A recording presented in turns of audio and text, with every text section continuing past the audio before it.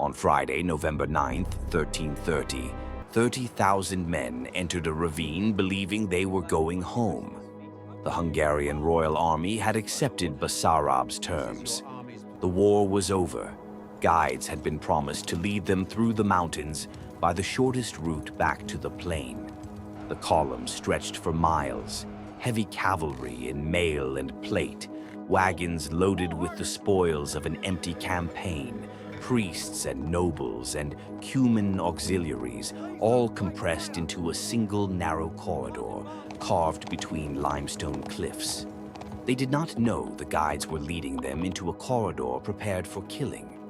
They did not know that every ridge above them held men with bows drawn and boulders positioned at the edge. They did not know that barriers of felled trees blocked the path ahead, invisible until the vanguard reached them. And they moved forward with the careless rhythm of men who believed the fighting was finished.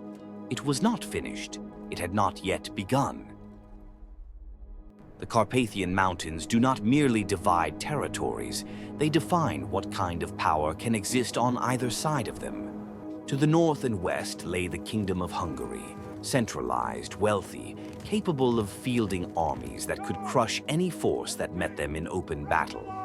King Charles I had spent 2 decades consolidating his rule, defeating rival claimants, breaking the power of independent magnates, building a state that could project force across hundreds of miles. Hungarian heavy cavalry represented the apex of medieval military technology.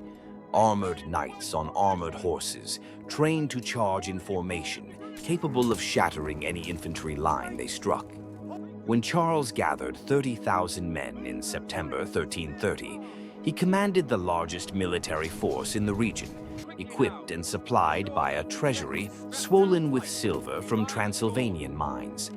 To the south lay Wallachia, new, fragile, politically undefined.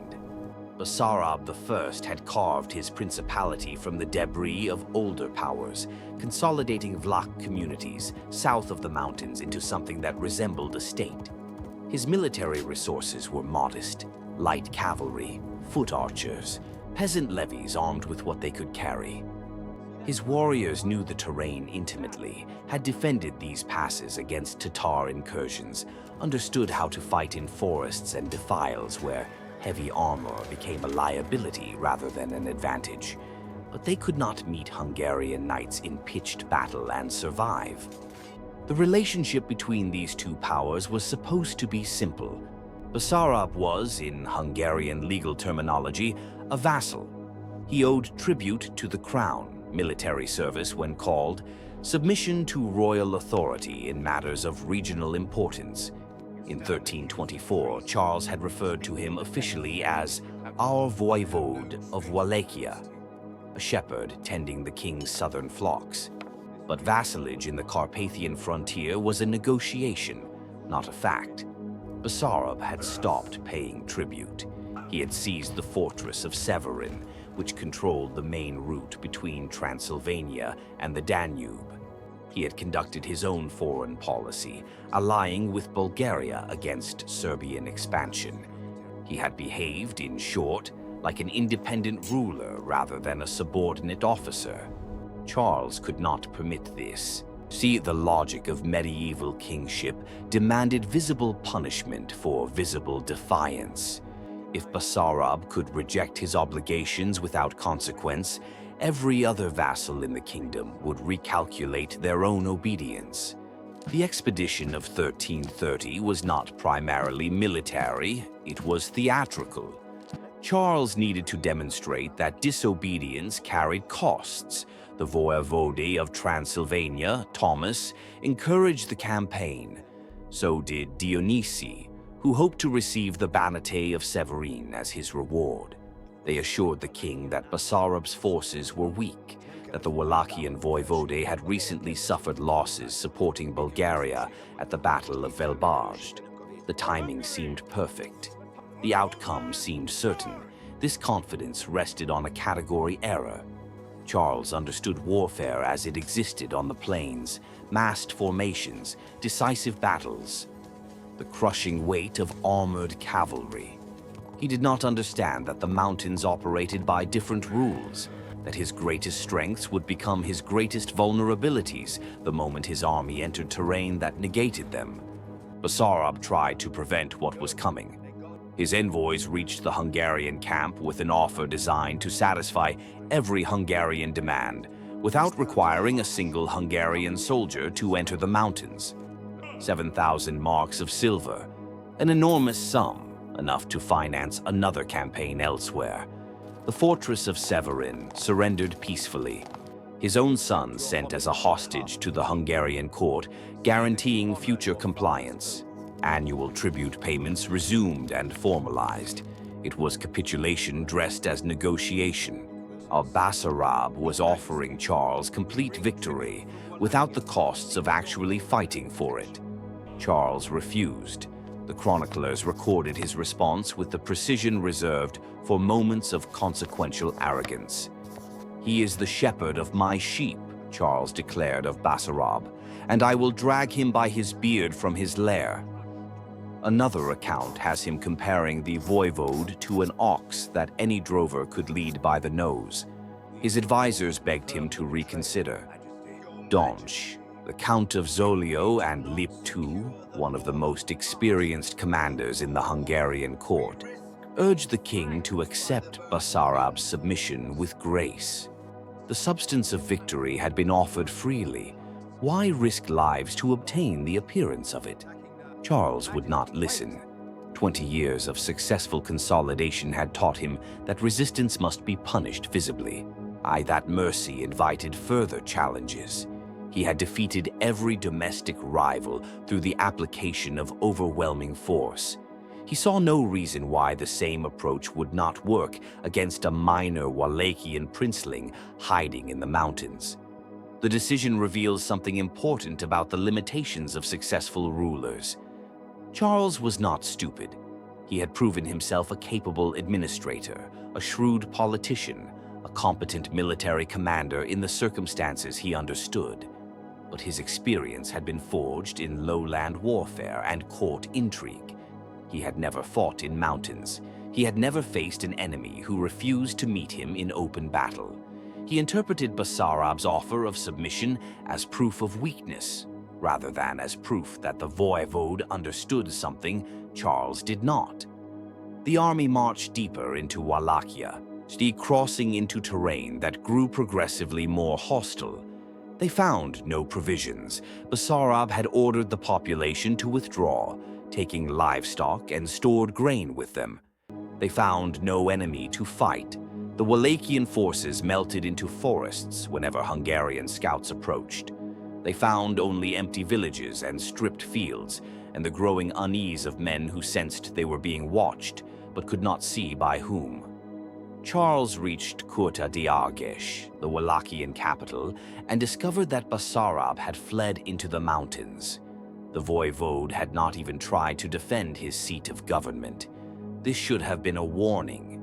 Instead, Charles interpreted it as confirmation that his enemy was weak, broken, running. He decided to pursue. The mountains swallowed the Hungarian column one segment at a time. The roads, if they could be called roads, narrowed as the army climbed. What had been a broad path capable of accommodating cavalry formations compressed into tracks barely wide enough for wagons to pass single file. The slopes on either side steepened. Forest closed in overhead, blocking sight lines, creating shadow even at midday. Supplies dwindled. The foragers sent to requisition food from local villages returned empty-handed or did not return at all. Horses began to suffer, animals bred for the open plains, now struggling on rocky inclines that threatened to snap their legs with every step.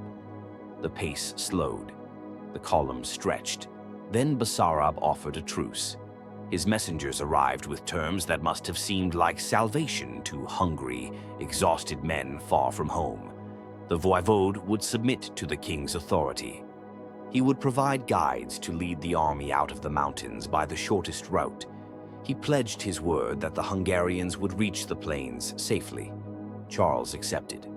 What choice did he have? His army was starving in hostile terrain, unable to force battle with an enemy that refused to appear. The campaign had achieved nothing except demonstrating the limits of Hungarian power in the Carpathians. Retreat was the only rational option, and Basarab was offering to make that retreat easy. The guides appeared, local men who knew these mountains, who claimed to know paths that would bring the column to safety in days rather than weeks. They led the army north through passes the Hungarians had never seen toward what they promised was the Hungarian frontier. No one in the column noticed that the guides were taking them into increasingly confined terrain. No one remarked on the narrowing valleys, the steepening slopes, the absence of alternative routes. The army had been at war for weeks, had marched hundreds of miles through hostile country, had suffered hunger and exhaustion and the psychological weight of campaigning against an invisible enemy. They wanted to believe the fighting was over. They wanted to go home. This is how traps work, not through strength alone, but through the exploitation of what the victim already wants to believe. While the Hungarian column trudged toward the pass called Posada, Basarab moved.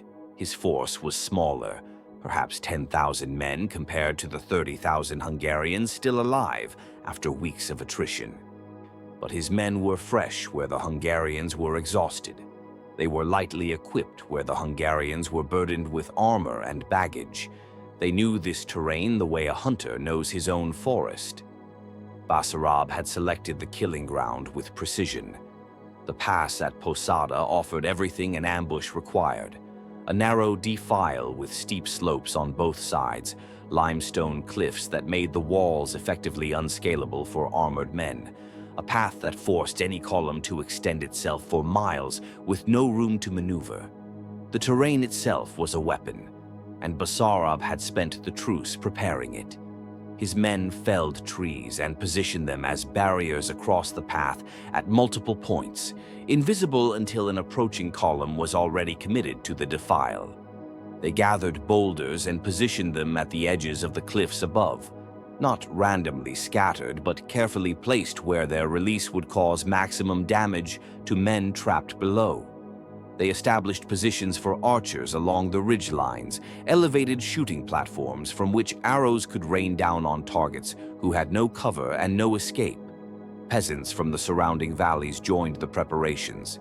These were men who knew every fold of this landscape, who had hunted these forests their entire lives, who understood how sound carried in the mountains and where the paths led and which rocks could be pried loose with minimal effort.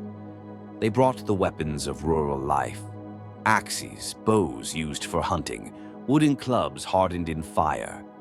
What they lacked in military training, they compensated for with local knowledge and the fury of men defending their own territory. The trap was not merely tactical, it was strategic. Basarab understood that he could not defeat Hungarian heavy cavalry in pitched battle. He could not match Hungarian resources in a war of attrition. But he could create conditions where Hungarian advantages became meaningless, where armor became a burden that prevented escape, where cavalry formations became impossible, where supply wagons blocked retreat, where the very size of the Hungarian army worked against it by ensuring that more men would be trapped in the killing zone. He waited. He let the vanguard enter the pass. He let the center follow. He let the wagons stretch out and fill the narrow corridor. He waited until the entire army extended from one end of the pass to the other, until every Hungarian soldier was committed to terrain from which there was no easy withdrawal. Then he gave the signal. The first stones fell without warning.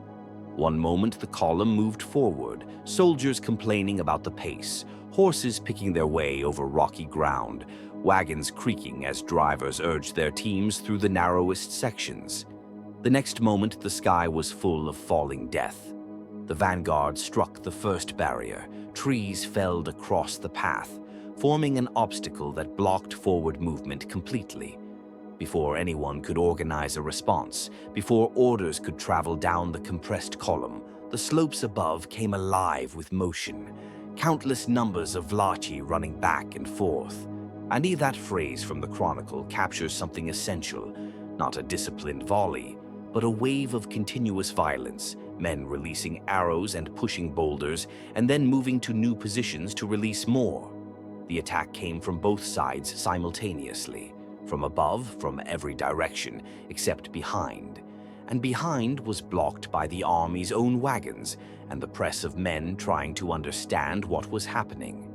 Friday, November 9th, 1330. The feast of St. Martin approached. The slaughter began. The column could not fight back. This was the essential horror of what followed, not merely that men died, but that they died helplessly, unable to use any of the skills and equipment that had made them formidable. Hungarian knights were trained to charge, to meet enemies in open combat, to rely on the shock of armored horses striking infantry formations. Here there was nothing to charge. The enemy was above them, unreachable, invisible among the trees. The slopes were too steep to climb, especially for men weighted down with mail and plate.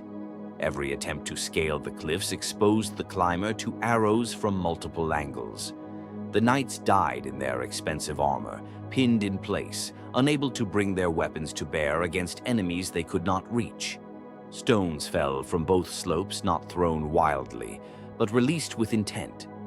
Boulders smashed wagons apart, crushed horses, tore gaps in formations that immediately filled with more men pressing forward from behind, unaware of what awaited them.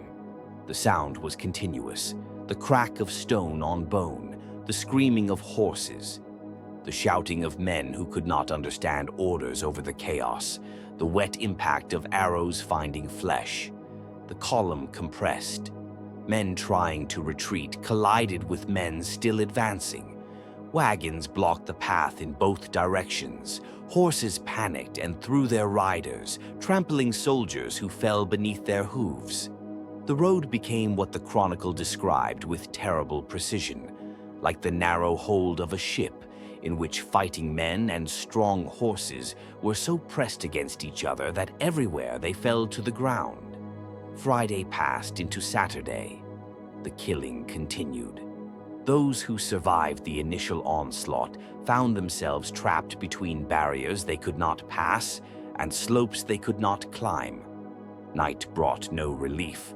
The Wallachians maintained their positions, maintained the rain of arrows and stones, prevented any organized attempt to break through or climb out. Men who had marched for weeks, who were already hungry and exhausted, now spent hours standing in the narrow defile, unable to rest, unable to escape, unable to do anything except wait for death to find them. The Hungarians tried to fight. The Chronicle records that many Wallachi fell during the 4 days of slaughter, that the Hungarians battled everywhere most bravely and most hard. But bravery could not overcome the fundamental problem of position. Every Hungarian who fell was replaced by another Hungarian, equally trapped, equally helpless. Every Wallachian who fell could be replaced by another peasant from the surrounding valleys, another archer moving to a new position on the heights. Sunday. The killing continued. Say King Charles watched his best knights die without being able to fight back. The voivode of Transylvania, Thomas, who had encouraged this campaign, who had assured the king that Basarab was weak, fell somewhere in the press. 3 provosts of the church died. Master Andreas, the king's vice-chancellor, was killed, and with him the royal seal was lost. Countless Cuman auxiliaries were slaughtered. Priests who had accompanied the army to minister to the troops were beaten to death with wooden clubs. The bodies of all these men, ecclesiastic and lay dignitaries, lie on the field of battle, awaiting the general resurrection, and their dear ones, because of attacks by the enemy, could not recover the bodies of those whom they loved. By the 3rd day, Charles understood that remaining meant death. Escape routes were blocked by Wallachian cavalry positioned at the exits of the pass. But one possibility remained, a desperate gamble that required the king to stop being a king. He removed his royal robes and insignia. He gave them to Desiderius Hervari, son of the Dionysius, who had helped encourage this campaign. Desiderius, dressed in the king's armor, mounted the king's horse, assumed the king's identity. He led what remained of the royal guard in a charge toward the Wallachian positions, a charge designed not to break through, but to draw attention, to create a diversion that would allow the real king to slip away unnoticed. Desiderius died under a hail of arrows and stones, the Wallachians believing they had killed Charles himself. His sacrifice bought time. The king, disguised in dirty civilian clothes, fled with a handful of loyal retainers through an alternate path. Master Donch and his son Ladislaus, Master Martin, son of Berend. These men formed what the chronicle called a wall of stone around their fleeing monarch, absorbing arrows and sword strokes so that Charles could escape. Nicholas, son of Radoslav, fought off 5 Wallachian warriors who intercepted the fleeing king, giving Charles enough time to slip past. 5 years later, the king would record Nicholas's name in a charter of gratitude, one of the few survivors whose service earned official recognition. Monday, the 4th day. The slaughter finally ended, not because the Wallachians ran out of targets, but because they ran out of Hungarians capable of dying. When the killing stopped, the Wallachians descended into the defile. The chronicle records what they found with the precision of an inventory: weapons stripped from the bodies of the fallen, precious raiment, the silk and velvet and embroidered cloth that distinguished nobles from common soldiers, money in silver and gold, costly vessels and baldricks, many purses heavy with coins, many horses with saddles and bridles, the animals that had survived the carnage now claimed as spoils, all which they carried away and gave to the voivode Basarab. They also took prisoners, men both wounded and uninjured, nobles whose ransoms would enrich the Wallachian treasury, soldiers who might be exchanged or enslaved. The exact number is not recorded. The chronicle says only that the Hungarians who fell were beyond reckoning. Most of the Hungarian army died in the pass at Posada. The expedition that had entered Wallachia 30,000 strong returned to Hungary as scattered survivors, broken men stumbling across the mountains in small groups, many without weapons or provisions, dependent on the charity of villagers who might or might not choose to help them. King Charles reached Visegrad eventually, his capital, his seat of power.